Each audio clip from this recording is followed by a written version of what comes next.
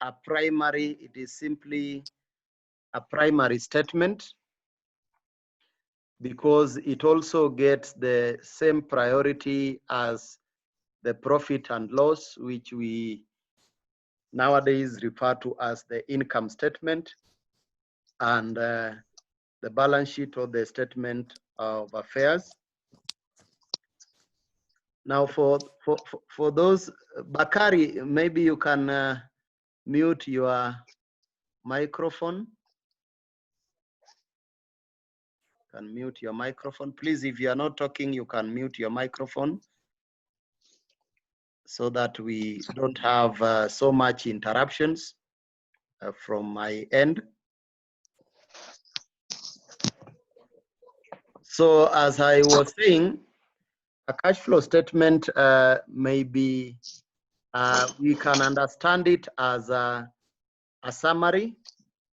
We can understand it as a summary of the cash book. We just summarize the cash book. Remember, in cash book, we have two sides, the cash receipts, and we also have got the cash payments. So it is just a summary, but it is set out using the standard formats, and the standard formats require the cash movements as per the cash book to be summarized in three categories. To be summarized in three categories. The first category that we have is the operating. The first category is the operating activities. Then we have investing activities, and lastly, three, financing activities. So those are the three categories that we will summarize the cash book items into: operating activities, investing activities, and financing activities. I've shared my screen, and I hope that you are able to see my screen. Please, I hope that you can see my screen on your end, because that is what we are going to use. Okay, so suppose that we have been given a cash book like the one that we have on our screen. So please, if you can see my screen, then that can be okay. If you can't see it, so that I reshare it again, you can unmute your microphone and then you let me know. So suppose that we have a cash book that is provided there, like the one that I've highlighted on the screen. So in this cash book, we have the balance brought forward as A.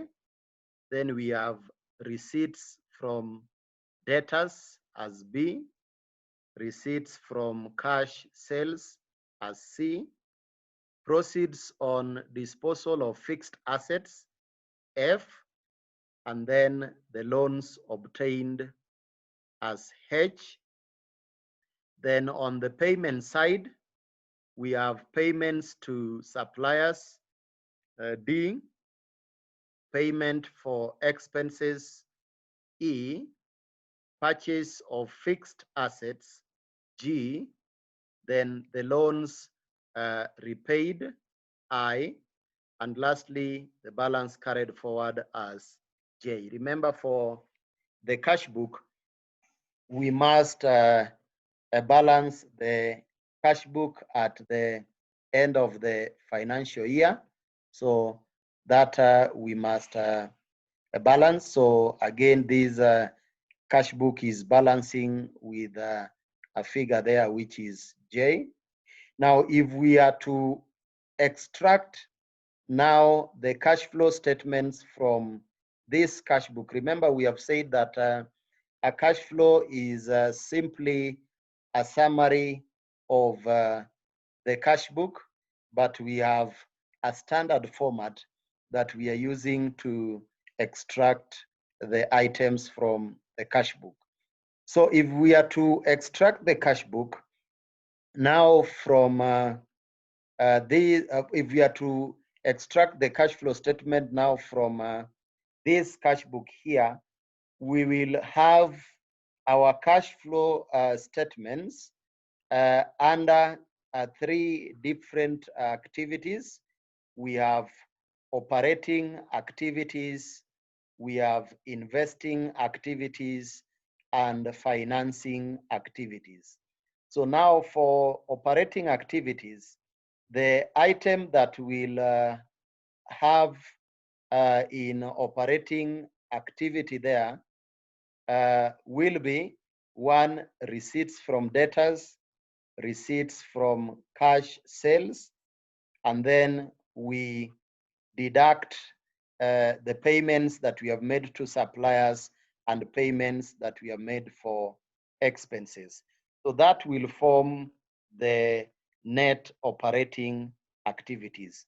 So you add the incomes together, and then from the incomes you less or you subtract the payments. You subtract the payments, and that will give you the net cash flow from operating activities. Then we move to investing activities.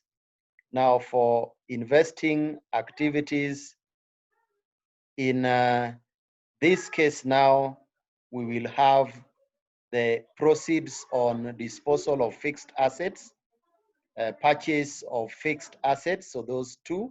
So proceeds, it means that now we are getting an income. When we dispose a fixed asset, we are getting an income. And then when we are purchasing a fixed asset, it means that we are spending, so that is a payment.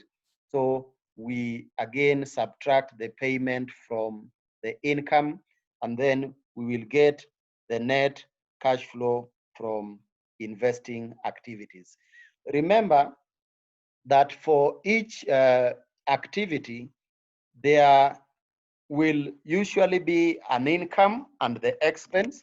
So to get the net cash inflow or the net cash flow from that particular activity, you have to deduct the payment. Please, can we mute our microphone? You have to deduct the payment from now the income to get the net cash flow.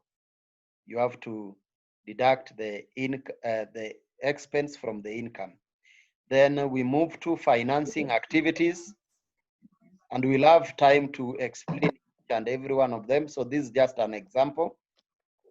So for the financing activities, we have the loan that was obtained as H.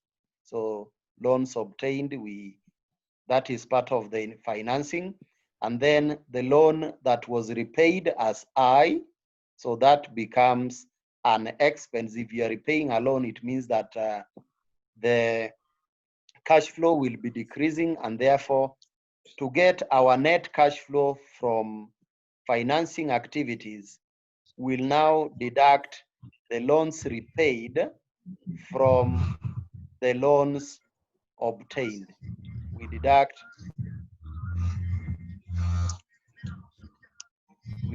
the loans repaid from the loans obtained, and that will give us now the net cash flow from now the investing activities, financing activities. Now, once we've got now the net cash flow from financing activity, once we get the net cash flow from financing activities, we'll now add now the three net cash flows. That is the net cash flow from operating activity, which we got here. Then the net cash flow from investing activity, and add it to the net cash flow from financing activity. So that will give us now the total cash net cash flow, the total net cash flow. And then now from the total net cash flow, now we add the balance that was brought forward, which was A there. We add the balance that was brought forward, which was A. And now when we add A to the net cash flow, when we add A to the net cash flow, then the sum that we'll get there will be the cash flow that has been carried forward, which is the J. So that is just a summary, or just a brief of how we can extract a cash flow from the cash book. Remember that we have said that now in the cash flow, we will have the cash flow under three different activities. We have the operating activities, we have investing activities, and then we have financing activities. Now, from what you can see from our cash flow statement that we have extracted, you can see that the cash flow that we have obtained here is simply a rearrangement of the cash book entries, a rearrangement of the cash book entries, rearrangement of the cash book entries. Now, I want us now to move to now those activities and explain them one by one. So the first activity is operating activities. Operating activities. Now, the amount of cash flow, arising from operating activities is a key indicator of the extent to which the operation of an enterprise has generated sufficient cash flows to repay its loans. Now, the cash flows from operating activities are simply derived from the revenue producing activities of an enterprise or of an organization. So we get them from the revenue producing activities of an organization. So therefore, they generally result from the transaction and the events that determines the net profit or loss of a company. So we can classify these activities as: one, we may have the cash receipts from the sale of goods and rendering of services. Two, we can have the cash receipts from royalties. Now, royalties are paid to between now the landlord and now the lessor. The landlord and the lessor. The royalty can be from maybe a mining field. It can also be from a copyright royalty. If you have some books that you have produced and you are agreeing with your producer that for every number of books sold, they will be paying you a specific amount of money. So that is royalty. We can also have a patent royalty, like the students, the KU students who came up with a ventilator. They may decide that they approach a manufacturer, and then now for every ventilator that the manufacturer will be producing, they can be paid a patent royalty based on the knowledge. So we can have receipts from royalties, we can have commissions, and also other revenues. Number three, we can have cash payments to suppliers for goods and services. Then cash payments to and on behalf of employees. We have cash receipts and cash payments of an insurance enterprise for premiums and claims, annuities, and other policy benefits. We can also have cash payments or refunds of income taxes. And then lastly, we can have cash receipts and payments from contracts that are held for dealing or trading purposes. So those are the items that we can include in now under operating activities.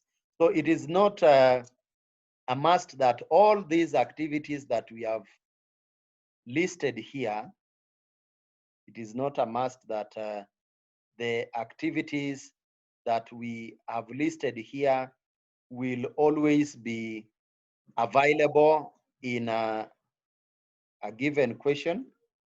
So sometimes you may find that some activities are not there. So we use what we have here, so long as they are falling in this category that we have listed here, then there should be no cause for any alarm. Then next, we can look at investing activities. Now, for investing activities, these are now the cash flows which are representing the extent to which expenditures have been made for resources that are intended to generate future income and cash flows.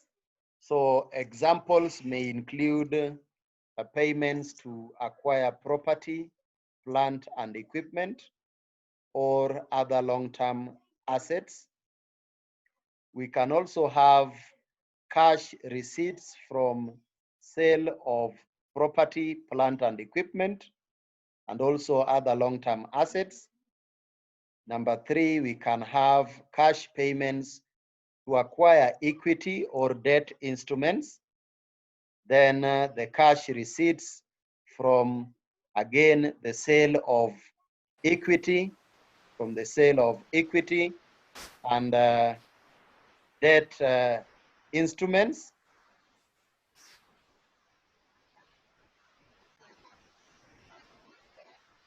From the sale of equity and other instruments. Please, when you get in, you mute your microphone so that you don't cause a challenge to the others. Rotich, please make sure you mute your microphone.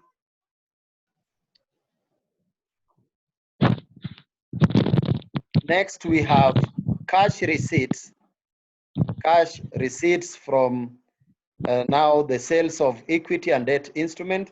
And then we also have cash advances and loans that are made to other parties. We also have cash receipts from repayment of advances,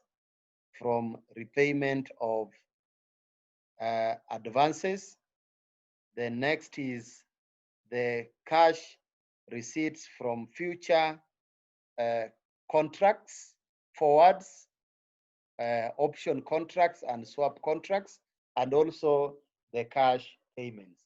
Remember, we have said that for each and every activity, we will have the receipts and we will also have the payments.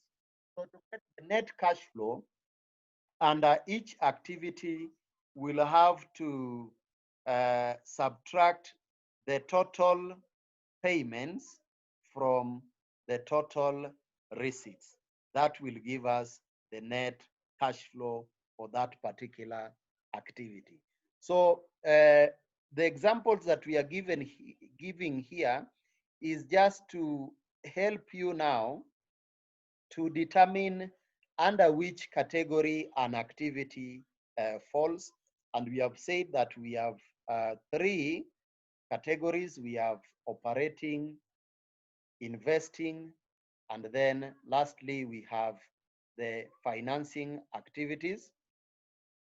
Now, the financing activities is important because now we will have to predict the claims on the future cash flows by the providers of the capital of the enterprise.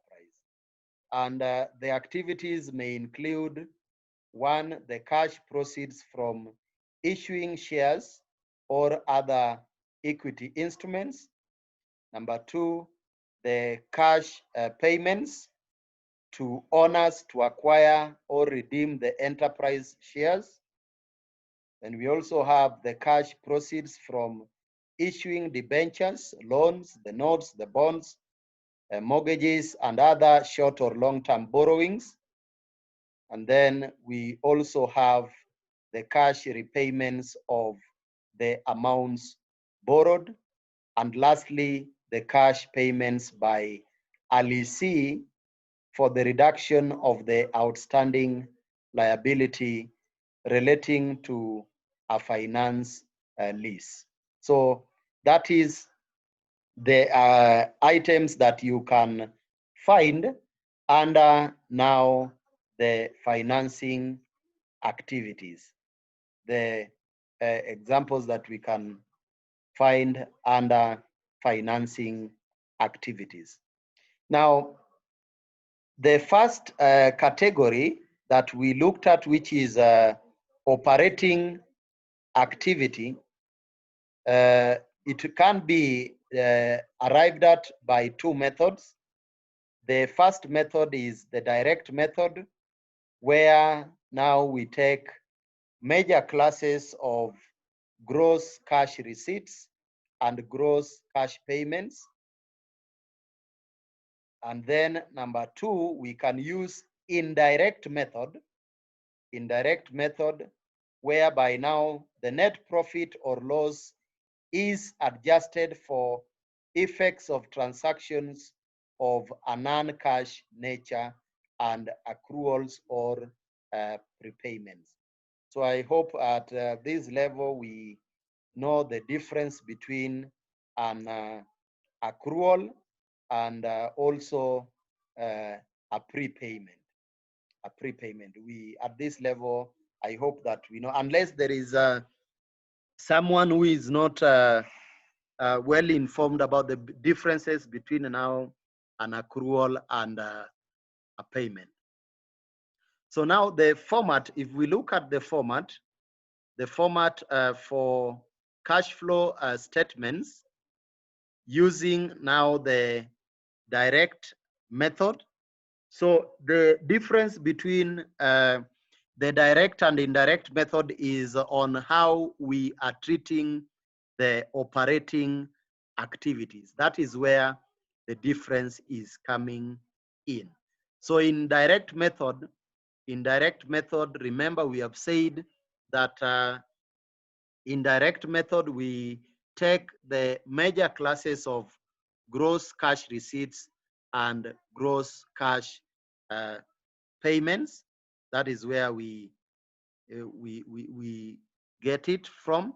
Then for the indirect method, now again the difference will be on the treatment of the operating activities.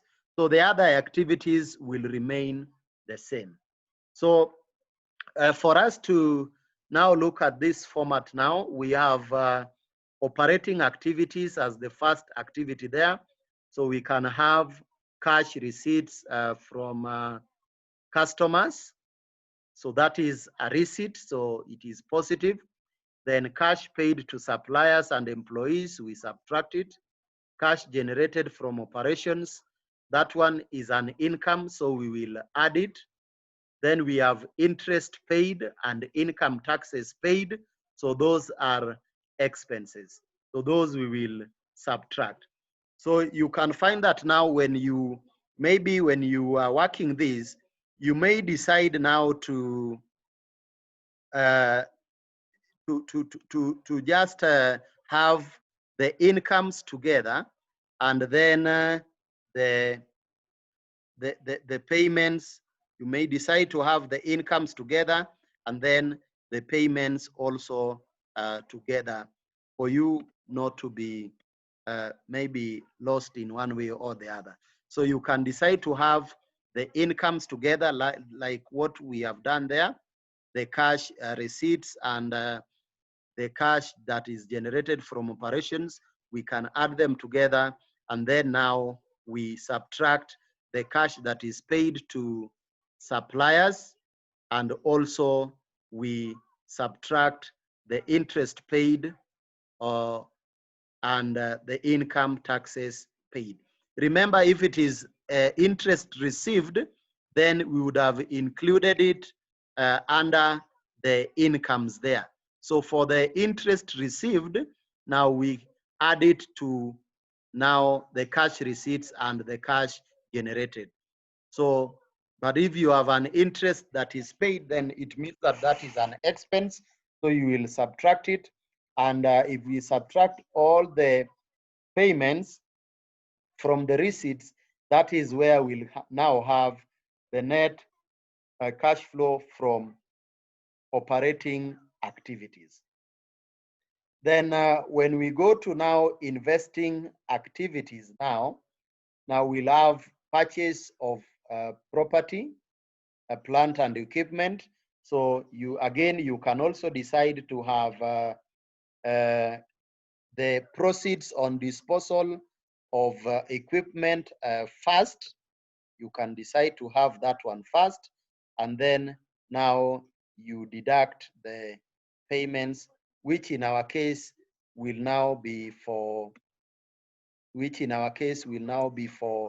now the purchase of property, plant and equipment. So that is what you will do.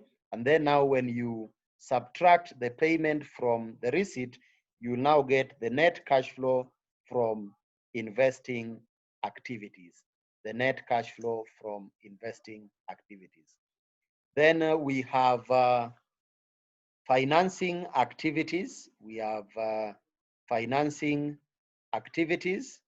So again, here you may decide to put the incomes together. You may decide to put the incomes together and the payments together. So for the proceeds from long-term borrowings, we can add it to the proceeds from issuance of share capital. And then now after adding them together, we'll now less now the sum of redemption and purchase of share capital, repayments on long-term borrowings, payments on finance lease obligations, and then the dividends paid. So from this, now we will get now the net cash flow from financing activities. We'll now get the net cash flow from financing activities, which now if we add to the net cash flow from investing activities and the net cash flow from operating activities, we'll now get the net change in cash and cash equivalent. The net change in cash and cash equivalent. So we get it by just adding or getting the sum of net cash flow from operating activities, net cash flow from investing activities, and net cash flow from financing activities. Then now we will add the cash and cash equivalent brought forward for us now to get the cash and cash equivalent that is carried forward. The cash and cash equivalent that is carried forward. Now, one may decide now to ask now, what is this cash equivalent that we are talking about here? Somebody might be interested to know now the difference or the definition of a cash equivalent. Now, cash equivalent is simply it is simply the items which can be changed, if I use that term there. So it is an instrument which can be changed into cash more easily, that can be changed into cash more easily, and they are simply the most liquid current assets that are found in a business. So it can be defined as an asset that is liquid, an asset that is liquid and can be considered for cash for practical purposes. And these may include a commercial paper. It can also include the debentures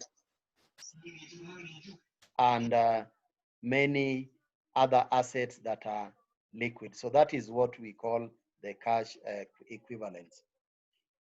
Then now that is the direct method. Remember, we have said that now in the indirect method, what we will what will change is now how to treat the operating activities. But for our case, for us not to be confused, I want us to maybe just stick to the direct method. Let us just stick to the direct method for our case. So we are just going to stick to the direct method, and I hope if you have downloaded our notes, I hope you have example 1 there, which I want us to try and solve example 1. So kindly look at example 1. In example 1 that we have there. So in example 1, we are told that the following information has been extracted from the books of Kibo Limited. So I hope we are all there. The books of Kibo Limited for the year ended 30th June 2014 and 2013. So we have been given financial information for 2 periods, that is 2014 and 2013. So in both cases, we have fixed assets where we have land at cost, buildings at cost. Then we have provision for depreciation that we have there. Then we also have plant and machinery, and we also less the provision for depreciation. We have investment at cost, and then we have been given the total fixed assets. Then we move to current assets. For current assets, we have the stocks. We have the stocks, the debtors, cash and bank balances for both the 2 periods.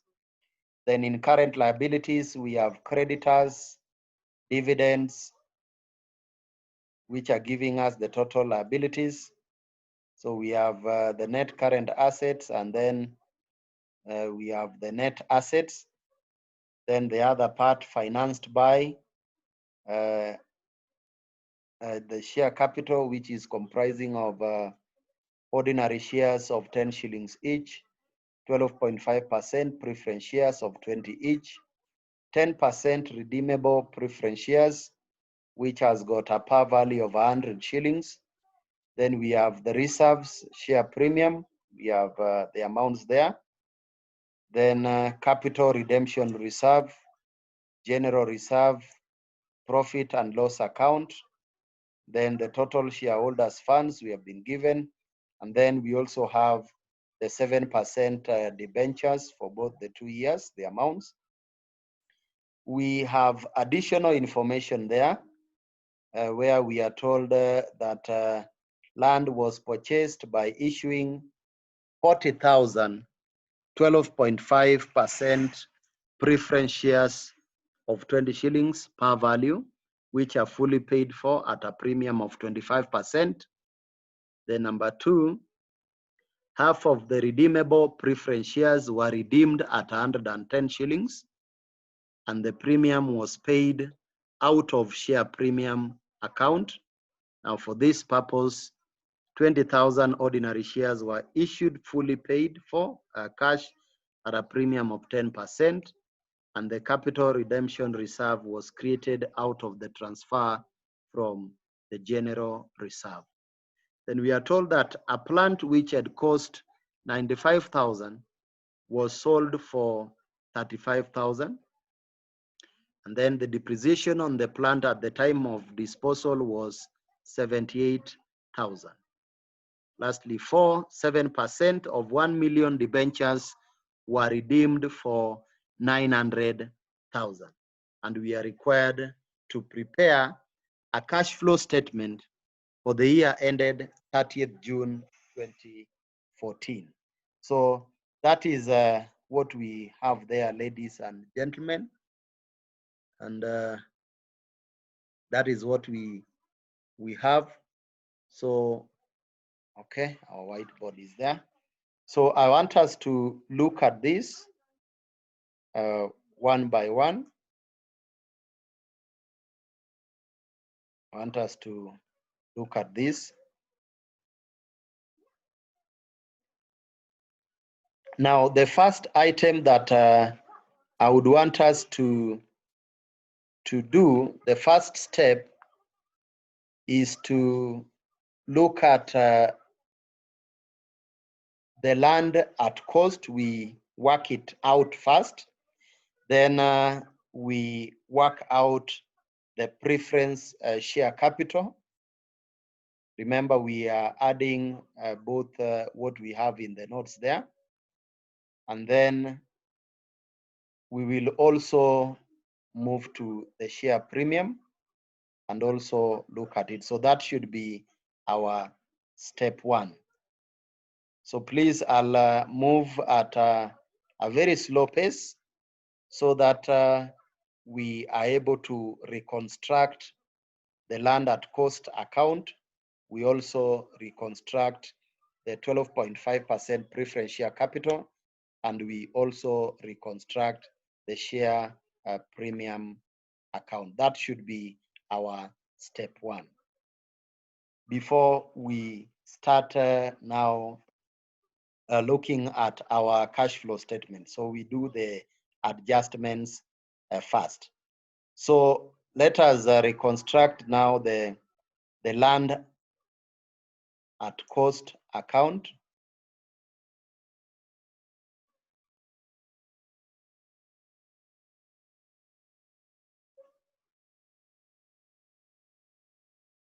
So we have the land at cost.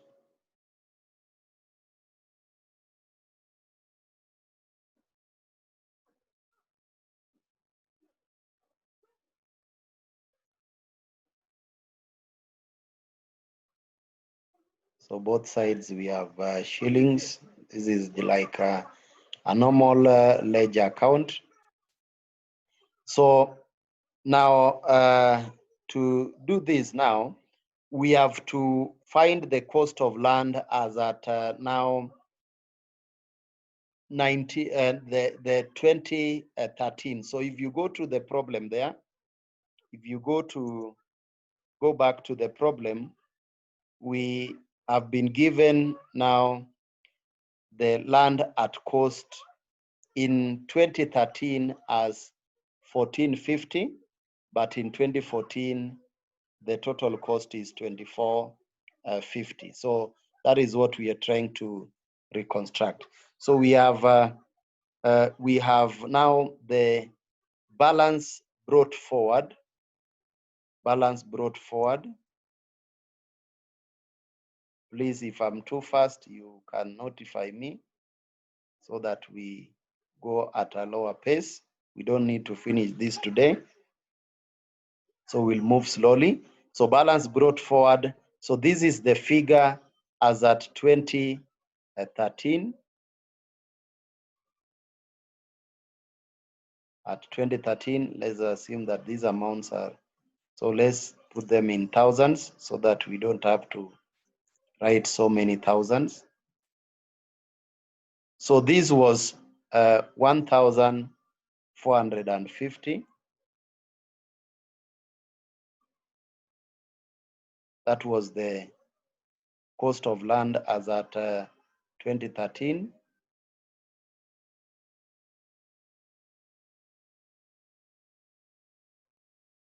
So let me write this well.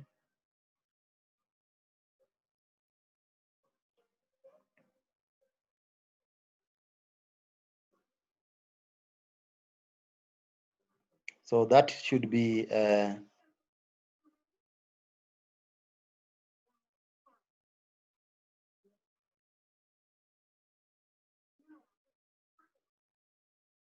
1450.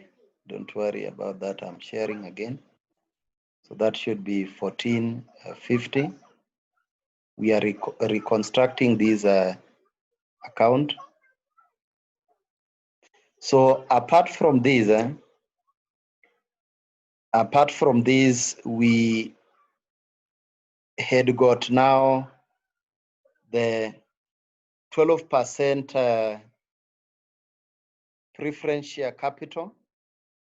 If you look at our problem, we find in additional information, we were told that land was purchased by issuing 40,000, 12.5% preference shares. I'm at the additional information. 40,000, 12.5% preference shares of 20 shillings at par value, fully paid for at a premium of 25%. So at a premium of 25%. So now what we are going to do, first of all, we are going to calculate now the cost that was there for those 12.5% preference share capital. So we'll have 12.5%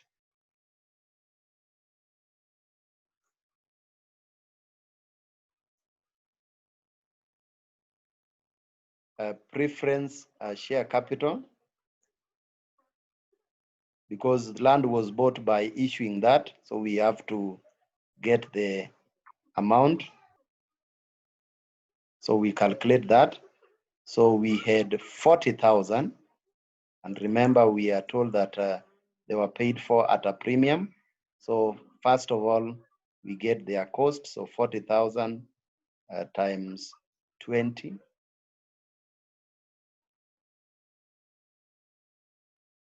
So this is preference capital.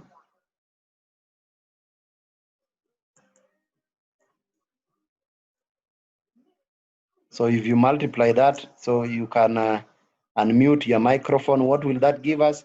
40,000 by 20. Hello, members? Members, 40,000 by 20. Yes? 800,000. That is 800,000. 800,000. So Sylvia, we have Techno. There is somebody from Techno who is, you can, next time you just write your name so that it doesn't include your make of your phone. Yeah. Yes, Eli Steve, that is okay. So this should be 800,000. Remember the amounts here are in thousands. So what we have, Austin, that is okay. What we are going to have here is 800,000. So we'll have 800 because the amounts here are in thousands. So that is okay. Then on the same note, we were told that these shares were fully paid for, but at a premium of 25%. So we also need to capture that. So we'll have share premium.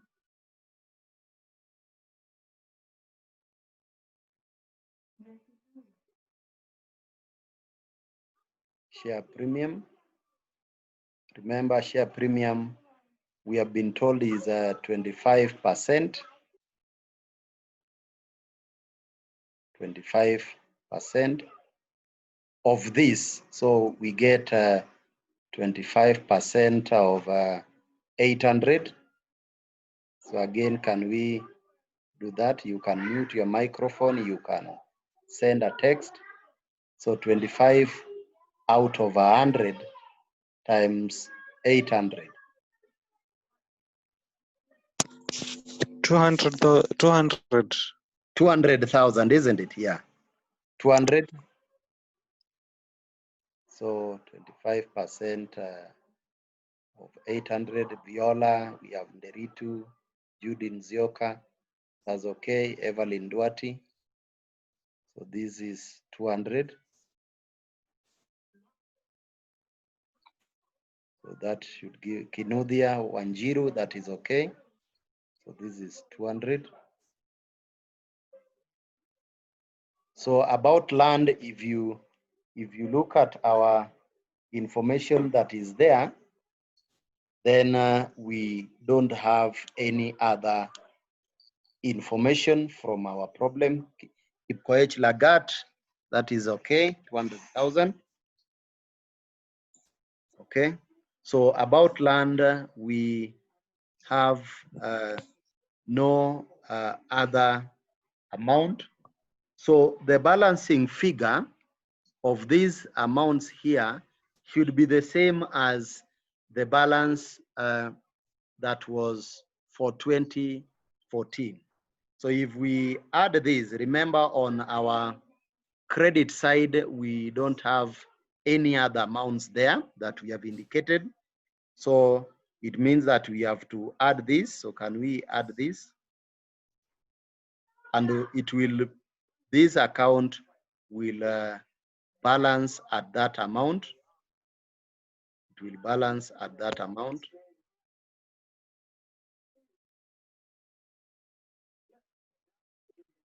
Okay. So we have Sylvia, 245, 2450, Viola, Kinudia, Kiilu Benjamin, the same, Kipkoech Lagat. We have Robert, Judy Nzioka, so 2450. So it means that this account must balance at that. We have Bet Lagat, the same, Judy Nzioka, that's okay. So 2450. So here also we'll have 2450. So it means that now the balance that is carried forward, the balance that we are carrying forward should be 2450, and that should be the same as now the 2014. So we can confirm that figure. We can confirm what was the balance on 2014. Was it the same? Yes. Was the balance the same? Was it the same?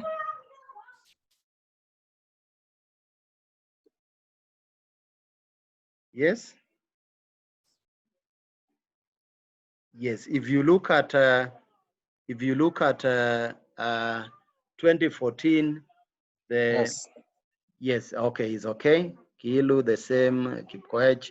So that is now the reconstruction of the land at cost that we need to do before we start looking at now the cash flows. So any question before we move on? So we have reconstructed the land at cost account. Any question?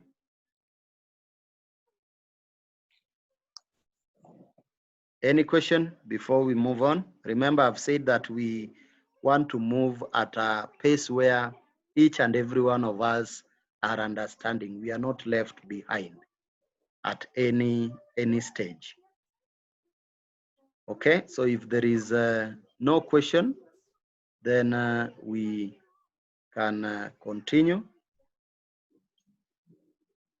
The next item that I want us to reconstruct is now 12.5% preference share capital. We reconstruct the 12.5%. Sorry. The 12.5% preference share capital.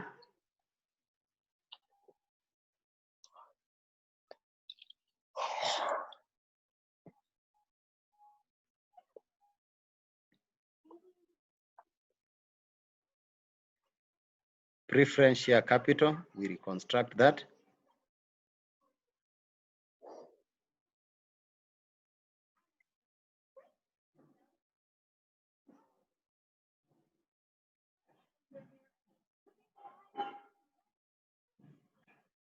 So again, we have the amounts here in thousands.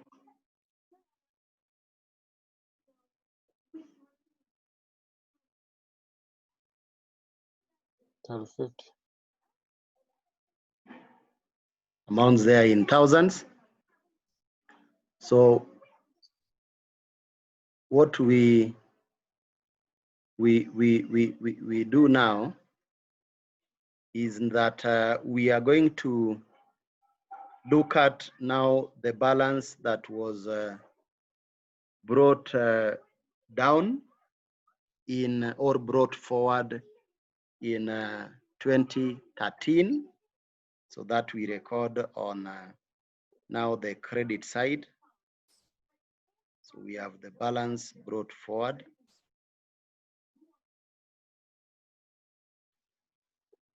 So we look at our problem there. That is for 2013. What was the amount? Please, can we check? Okay, we have someone. Nicholas, that was 1250. Yes, 1250.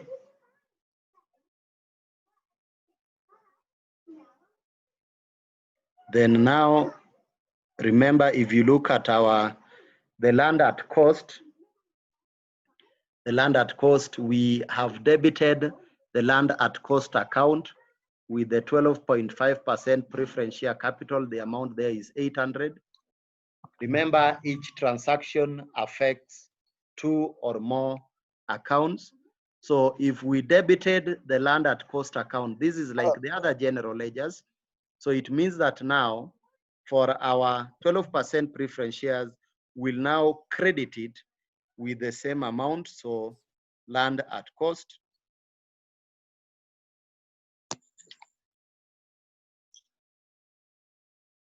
We credit it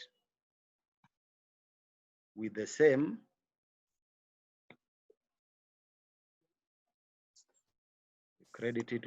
amount, which is 800. And again, for preference shares, if you look at our problem, there was no any other transaction. So if that is the case now, it means that now this account will balance at 1250 plus 800, which is 2050.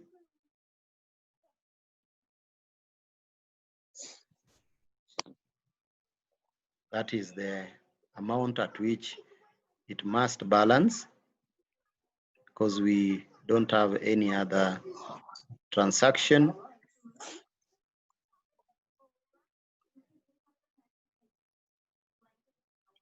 So now the balancing figure there will now have the balance that is carried forward, and that should be the balance as at 2014. The balance carried forward, that should be the balance as per 2014, and that is 2050. Please confirm if that is the case for the preference shares.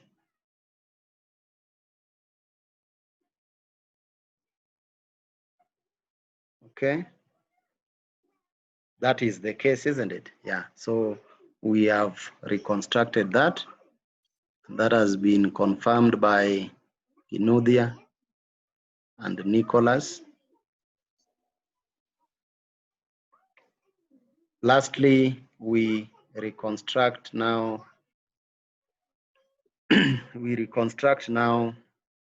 the share premium, but for the share premium, we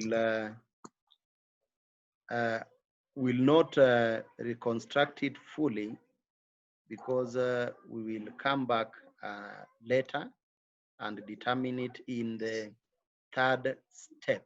So we are in step 2.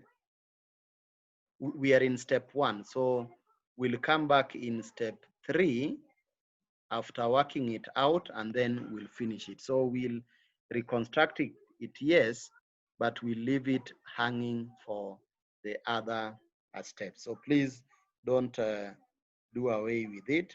We'll just leave it hanging. But then now when we look at the other steps, we finish. So we have the share premium. I hope we are moving on together. Share premium. Okay, thank you.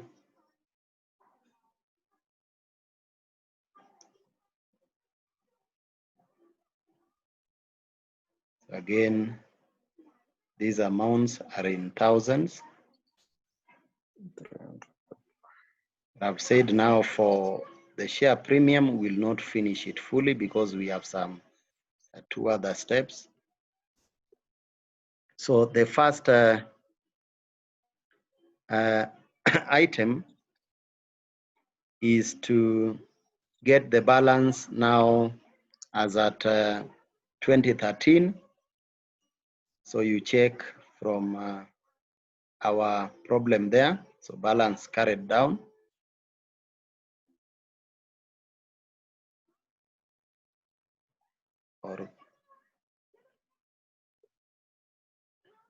So check the balance in 2013.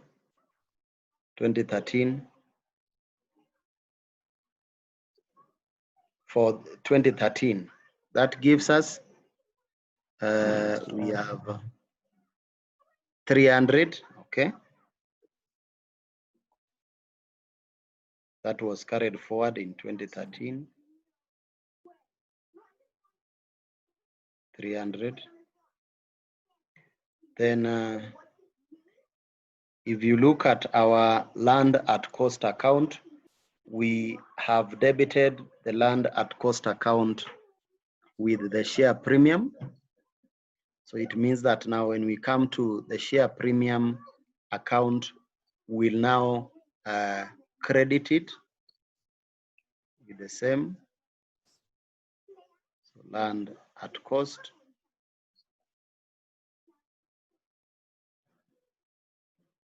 $200, because that was the amount. And please, for those who are joining now, we got 200 by multiplying 25% of the 800 shares which were issued at a premium.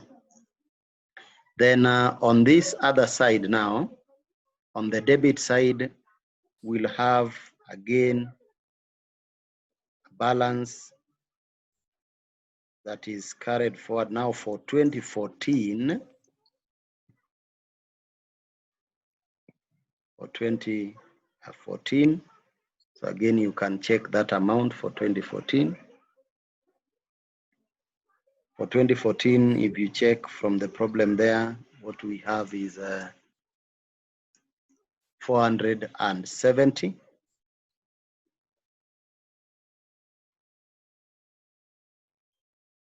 Okay, which has been also been confirmed by my friend there, Nicholas.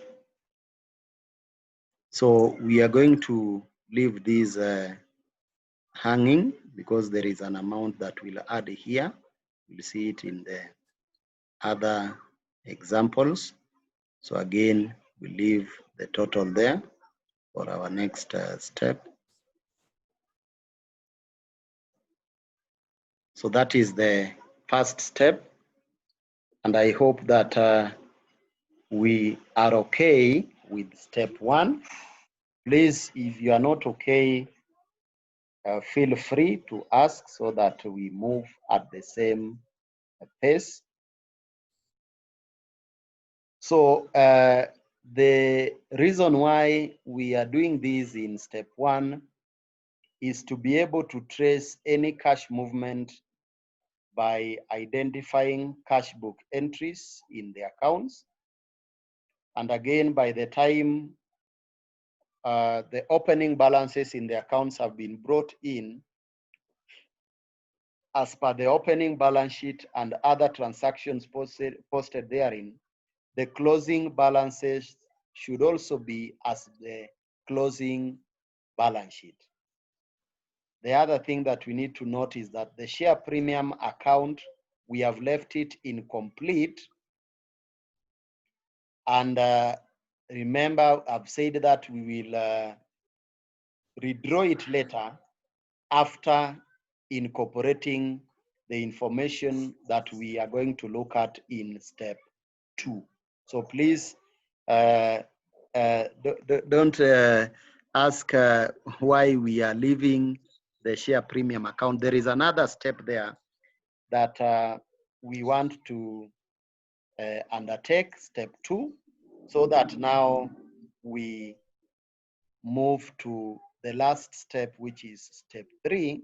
And then from there now, we will now be able now to prepare our income statement, So any question up to that point? Remember, I said that we are going to move slowly, and so that we understand these better. I don't want us just to rush for the sake of finishing the syllabus, and then we don't get anything. So any question up to that point? Any question, members?